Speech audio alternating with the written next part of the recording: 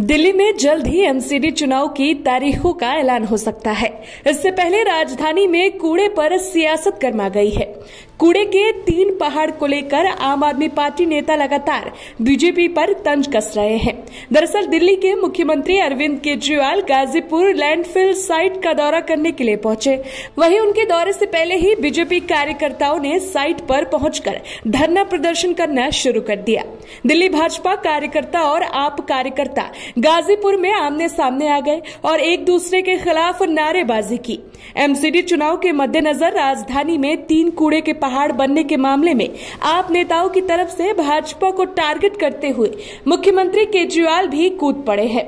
इस विरोध में भाजपा कार्यकर्ता भी सड़क पर उतर आए हैं। भाजपा कार्यकर्ता दिल्ली सरकार के खिलाफ प्रदर्शन कर रहे थे।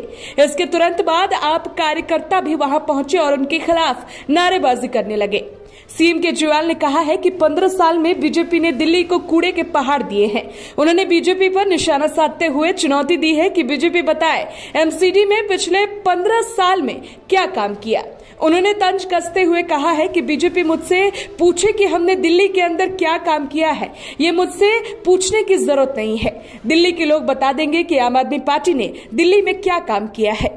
दरअसल सीएम केजरीवाल ने बुधवार को ही गाजीपुर लैंडफिल साइट का दौरा करने का ऐलान कर दिया था। उन्होंने कहा था कि इनके एक नेता से मैंने पूछा 15 साल में नगर निगम में क्या किया। शर्माते हुए उसने 2 काम बताए, 3 बड़े बड़े कूड़े के पहाड़ बनाए और पूरी दिल्ली को कूड़ा कूड़ा कर दिया। कल सुबह इनका गाजीपुर वाला कूड़े का पहाड़ देखने जाऊंगा, आप भी आइएगा। आपको बता दें कि राजधानी दिल्ली में इस समय गाजीपुर, भलसवा और अखोला 3 बड़ी लैंडफिल साइट है। जी हाँ, जो कचरे के पहाड़ का विकराल रूप ले चुकी है। कचरे से ये पहाड़ आसपास के क्षेत्रों में बीमारी की वजह बन रहे हैं। साथ ही इनसे पनपने वाली बदबू भी आसपास के लोगों के लिए मुश्किलों का सबब बनी हुई है।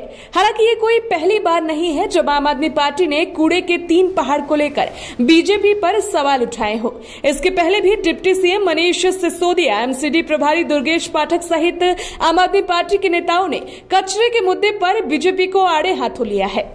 वहीं एमसीडी चुनाव की सुगबुगाहट की बात करें तो दिल्ली चुनाव आयोग और राजनीतिक पार्टियों की तैयारियों से संकेत मिल रहे हैं कि दिल्ली नगर निगम चुनाव 2022 की घोषणा कभी भी हो सकती है।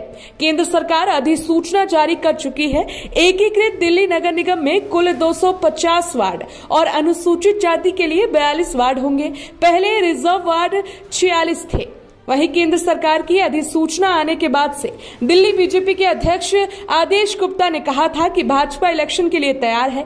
इससे पहले आम आदमी पार्टी ने बीजेपी पर चुनाव हारने के डर से इलेक्शन न कराने का आरोप लगाया था। राजनीतिक गलियारों में यह चर्चा जोरों पर है कि दिल्ली नगर निगम के चुनाव और गुजरात और साथ ही हिमाचल विधानसभा चुनाव के साथ ही कराए जा सकते हैं। हालांकि विधानसभा चुनाव भारतीय निर्वाचन आयोग कराता है, जबकि नगर निगम चुनाव दिल्ली राज्य निर्वाचन आयोग को कराने हैं। Special report, the view by India.